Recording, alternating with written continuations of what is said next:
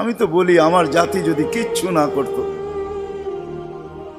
সারাদিন পরে ঘুমানোর সময় যদি হাত দুইটা উঠায় চোখের একটু পানি ছেড়া বলতো, মালিক এত বড় সংসার, এত যাই ঝামেলা সব সামনে নিয়ে সারা দিন তোর কাছে আসতে পারি নাই, এখন ঘুমাইতে চললাম, সকালে যদি উঠাস তাইলে উঠবো, নাইলে চির নিদ্রা হয়ে যাবে।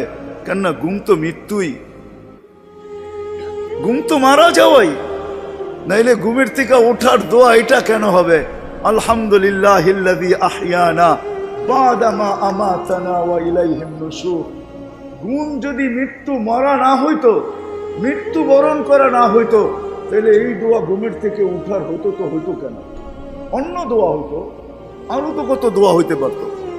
বোঝা গেল আমি মৃত্যুর থেকে ফিরে আসছি, মরে গেছিলাম ঘুমের ভিতরে।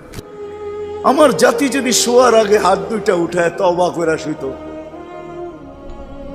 নারী পুরুষ নির্বিশেষে, এইখানে তো এই বিশাল ওই মাথা পর্যন্ত একজনও পাওয়া যাবে কিনা যে ডেলি আমি ঘুমানোর আগে কমসে কম একটু হাত উঠায় তওবা করে হইলেও ঘুমাই, আল্লাহকে বইলা ঘুমাই, আল্লাহ যেমন করার ছিল সারাদিন করতে পারি নাই, যেমন পড়ার ছিল পড়তে পারি নাই, তোমার দিকে ছুটার ছিল সরতে পারি নাই, আমি কিন্তু মাপ চায় ঘুমাইতেছি। যদি উঠায় নাও ঘুমের ভিতরে, তাইলে ওদের অন্তর্ভুক্ত করো যাদের ব্যাপারে তুমি নিজেই কোরআনে বলছো ইউহিব্বুত তাওয়াবিন ওয়া ইউহিব্বুল মুতাতাহহিরিন। তুমি তওবাকারীকে ভালোবাসো, আমাকেও ভালোবাসার চাদর দিয়া ডাইকেন। আমার জাতি যদি ঘুমানোর সময় একটু তওবা করে ঘুমাইতো, একজনও তো হাত উঠাইতে পারবে না যে আমি ঘুমানোর সময় ডেলি তওবা করে ঘুমাই, তওবায় আমি অভ্যস্ত। যুবক আসো, ভাবো, সবার পায়ে হাত রাখা বলতেছি, যে যে স্থানে আছি, যার যতটুকু পজিশন দুনিয়াতে, রিক্সা চালাও, তুমিও ভাবো যে এই ছোট জীবনটা কেন দিলেন? বাবা উচিত কেন দিলেন? ওই জান্নাত পাওয়ার জন্য দিলেন। বলে আপনি কি করে বলেন? এই জন্যই বলি, কেন আমাদের যাত্রা জান্নাত থেকে, আমরা জান্নাতে যাব। আদম আলাইহিস সালাম জান্নাত থেকে যাত্রা শুরু করছেন, আবার উনি ফিরা জান্নাতেই যাবেন। আমাদেরকে যদি আল্লাহ জান্নাত না দিবে, তাহলে মুসলমানের ঘরে আমার অস্তিত্ব দিল তো দিল কেন? আমি তো ডিমান্ড নোটও ভরি নাই, আমি তো আল্লাহর কাছে চাইও নাই, আমি তো আল্লাহর কাছে অনুরোধও করি নাই। আল্লাহ সদ ইচ্ছা আমাকে মুসলমানের ঘরে পাঠাইছেন। দুনিয়াতে পা রাখতে দেরি, আজান একামতের ধ্বনি আমার কানে আসতে দেরি হয় নাই। কিন্তু সব সত্য, কিন্তু এটাও সত্য আমি সবকিছু পাওয়ার পরে হারায় গেলাম, আল্লাহকে ভুলা গেলাম। এই জন্যই কোরআন আমাদের কানে ধ্বনি দেয়, কুতিলাল ইনসানু মা আকফারা। ও মানুষ, তুই অকৃতজ্ঞ হইলি তো হইলি কি করে? উচিত তো ছিল ফল আসলে গাছ আরো ঝুঁকবে, ফল আসলে আরো ঝুঁকবে। উচিত তো ছিল শিক্ষিত মানুষগুলা শিক্ষিত হইয়া 24 ঘন্টা আল্লাহর কুদরতি পায়ে পড়া থাকবে। উচিত তো ছিল ধনী ধন পাওয়ার পরে আল্লাহর কাছে কাছে থাকবে। উচিত তো ছিল যুবক যৌবন পাওয়ার পরে আল্লাহর কুদরতি পায়ে যায় মাথা ঠেকায় দিবে, মালিক তুই আমাকে যৌবন দিছিস, দূরে যাই তো যাই কি করা, যৌবন তো তোরই দেওয়া। 24 ঘন্টা আমাদের উপরে রহমতের বৃষ্টি বর্ষিত হইতে থাকে। তারপরও আমাদের সমাজের মানুষগুলা একটু ভাবে না, একটু চিন্তা করে না এই ছোট জীবনটা কেন দিল। আসলাম আর যাব। উর্দুতে বলে খানা কামানা খানা সোনা সুবা পাখানা।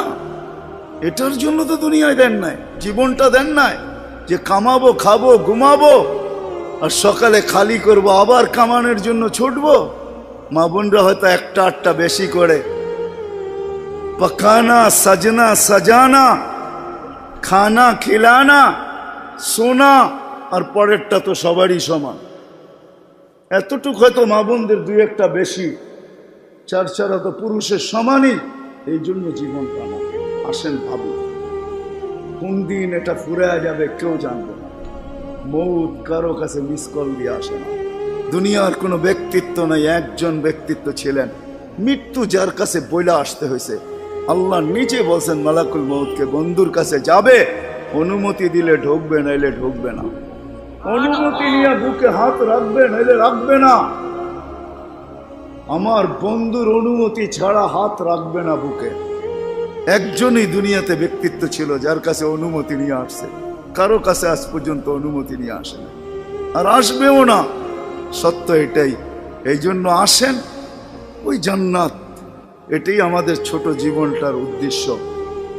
এই জন্যই আল্লাহ ডেলি ডাকে, 5 বেলা ডাকে, গ্যারান্টি দিয়া ডাকে, সিল লাগায়া ডাকে। ইদা সালুহা সালুহা সাইরুল আমাল।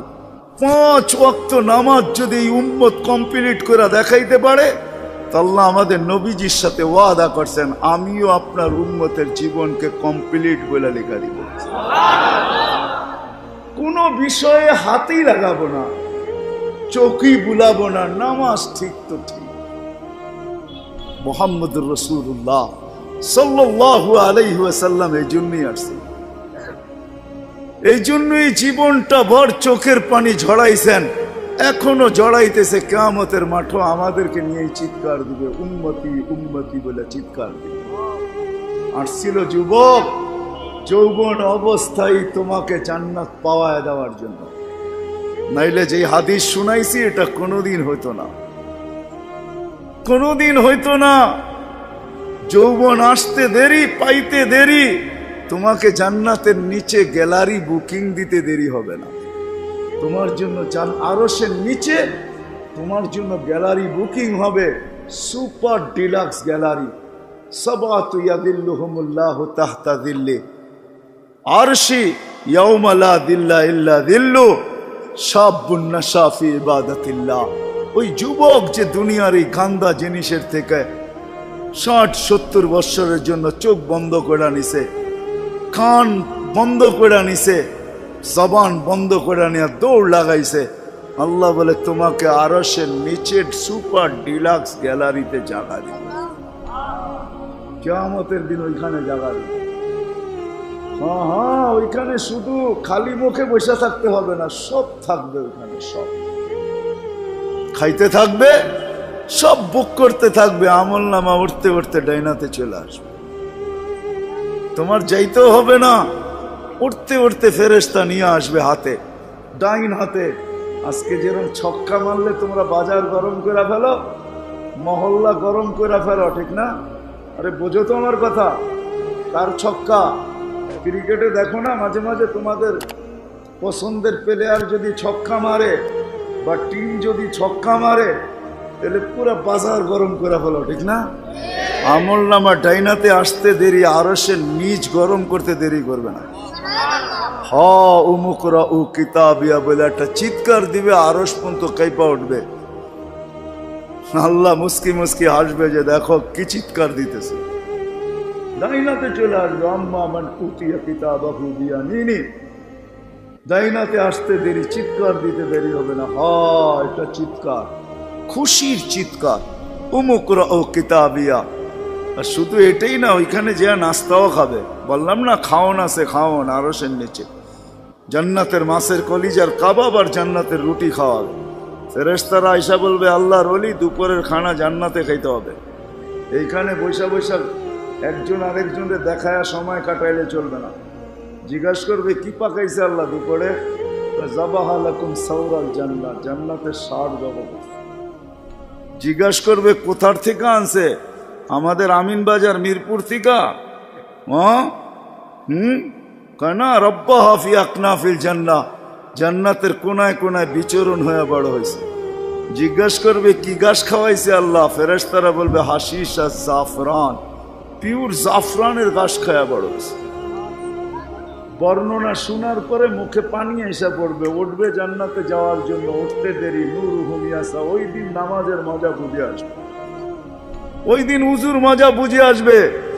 যেইখানে উজুর ব্যবহার হয়েছে ওইখান থেকে নূর ফুটা বাহির হবে, যেই জায়গা নামাজে ব্যবহার হয়েছে ওখান থেকে নূর ফুটা বাহির হবে। দোজখের পাশে যাবে, দুনিয়ায় কি রংবাজ। দোজখ যখন জিজ্ঞাসা করবে তোমরা কারা, তো সব রং বুড়াও রংবাজ হয়ে যাবে। রংবাজ বোঝেন তো? দোজখের পরিচয় দিবে, চিনো না বুঝি আমার ঘরে? হ্যাঁ চিনো না? নিজেকে পরিচয় দিবে ঘন্টা ভর, তারপরে দোজখ বলবে মাপ চাই বাবা, জিজ্ঞাসা করেও বিপদে পড়ছে। তোমরা ধীর গতিতে পার হবে না, দ্রুত গতিতে পার হবে। কাইলা তাশউর, এমন না যে পদ্মা ব্রিজ নতুন দেখতে গেছো, গাড়িওয়ালা করে বলছে আস্তে আস্তে চালা, একটু দেখালোই, আবার কবে আইনা না, ঠিক না? ওটার ভিতরে লেখা আছে কিন্তু কত মাইল স্পিরিটে চালাইতে হবে, এর চেয়ে কম দাঁড়াইলে খবর আছে, সিসি ক্যামেরা লাগাইয়া দিছে। কিন্তু দুযোগও বলবে দীর্ঘতিতে যেও না, আগুন নিভা যাবে, তোমরা এরম দত্তিতে পার হবে যে খবরই না হয়, উঠবে আর ওই পারে যে ঠক করে লেগে যাবে। আর ফেরেশতারা প্রটোকল দেওয়ার জন্য দাঁড়ায় থাকবে, ওয়াসিকাল্লাযীনা তাকাউ রাব্বাহুম ইলাল জান্নাতি সুমারা হাত্তা ইযা জাউহা ফুতিহাত আবওয়াবুহা ওয়া ক্বালা লাহুম খাজানাতুহা সালাম। ফেরেশতারা প্রটোকল দিবে, বলবে চিরদিনের লেগে ঢোকো জান্নাতে।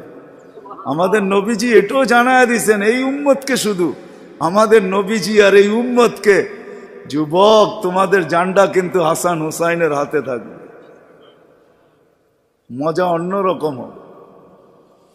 মা বোনদের জান্ডা ফাতেমা রাদিয়াল্লাহু তাআলা আনহার হাতে থাকবে। আমাদের বয়স্কদের জান্ডা আবু বকর আর ওমর রাদিয়াল্লাহু তাআলা আনহুমার হাতে থাকবে। আল্লাহর নবীজি আগে আগে থাকবে। ওয়াস্তাকবিলুনি উম্মতি রব্বি, আল্লাহ জান্নাতের গেটে আমাদেরকে স্বাগত জানাবে। কেমন হবে? সর্বশেষ যে জান্নাতে যাবে, সর্বশেষ, এরপর আর কেউ যাবে না। ও যখন জান্নাতের দরজায় যাবে, হুর দেইকা 40 বছর তাকায় থাকবে, খালি রূপ দেইকা 40 বছরের লেগে ট্যা হয়ে যাবে, ট্যা।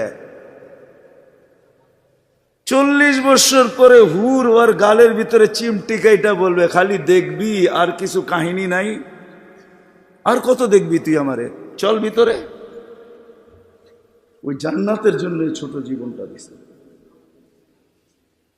ওটার জন্যই যার কাছে যে যে অবস্থানে, এই অবস্থানটা ওই জান্নাতের জন্য কাটাবে কিভাবে, এটার জন্য মুহাম্মাদুর রাসূলুল্লাহ সাল্লাল্লাহু আলাইহি ওয়াসাল্লাম। আমি তো বলি যুবক, হায় এই জীবনে তো কতবারই চুল কাটলা, ঠিক না? কাটো নাই চুল? হ্যাঁ, কমসে কম তো ঈদে কাটো, ঠিক না? আজ পর্যন্ত সেলুনে যে কোনোদিন বলছো যে আজকে তোদের যতগুলা ডিজাইন আছে এগুলা সরা? ও যদি বলে তোর মাথায় কি হলো, কয় না না সরা তুই এই ডিজাইন। আজকে আমি নিয়ত করে আসছি আমার চুল কাটবো আমার নবীর ডিজাইনে, আমাকে কাটা দিবি। একজন যুবক দেখো, বলো কসম খোদার, যদি তুমি নবীর মহব্বতে একদিন চুলও কাটতে পারো, তাহলে আমি জানি তোমার যদি ঈমান নিয়ে মরতে পারো, একদিনের চুল কাটা তোমাকে জান্নাতে নিয়ে যাবে। নবীর আদর্শ আল্লাহর কাছে বড় প্রিয়।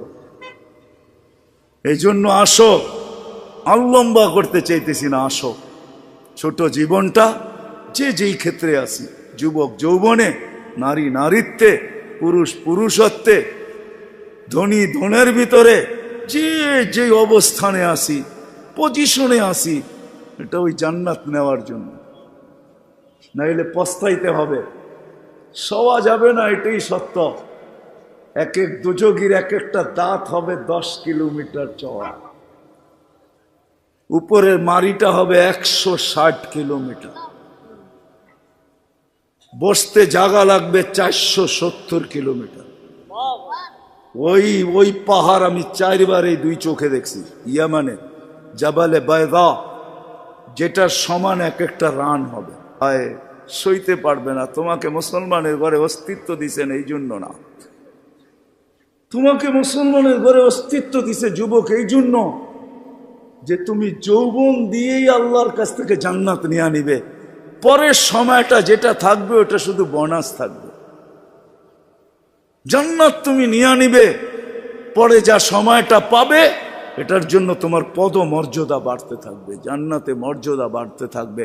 কিন্তু জান্নাতের প্লট তুমি যৌবন দিয়ে নিয়ে নিবে, এই জন্য তোমাকে যৌবন দিয়েছে। আসো আজকে সবাই মিলে অঙ্গীকার করি, বুলার রাস্তার থেকে ফিরে আসি আর ভাবি যে আমাকে কিন্তু জান্নাত নিয়ে যেতে হবে। ওইখানে কোনো পরিচয় চলবে না, যদি চলতো তাহলে একটা কথা বলেই শেষ করতেছি, দুনিয়ার কারো যদি নাও চলতো তাহলে আবু তালেবের জন্য চলতো পরিচয়। আবু তালেবের চলতো, যেই নবীর পিঠের ছোঁয়া পাইলে ভাগ্য খোলে। আল্লাহর রসুল খেজুর গাছে পিঠ লাগায় জুমার খুতবা পড়তেন।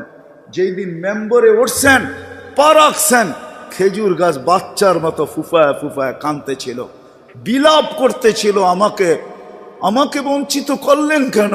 পেটের ছোঁয়া দিতেছিলেন, ধন্য হইতেছিলাম, কেন বঞ্চিত করলেন? মেম্বরে কেন পা দিলেন? আল্লাহর রসুল সান্ত্বনা দিতে দিতে এই পর্যন্ত সান্ত্বনা দেওয়ার পরে কান্না থামছে যে তোকে আমি জান্নাতে নিয়ে যাব।